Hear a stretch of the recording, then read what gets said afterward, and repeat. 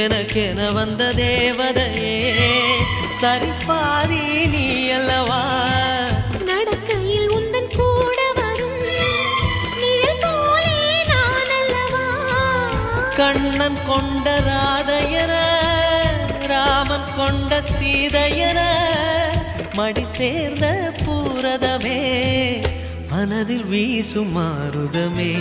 நன்றி சொல்ல உனக்கு வார்த்தை இல்லை எனக்கு நான் தான் மயங்குறேன் என்னுடைய மனச தந்துவிட்ட பிறகும் ஏம்மா கலங்குற நெடுங்காலம் நாம் பொறிச்ச தவத்தாலே நீ கிடைச்ச திருக்கு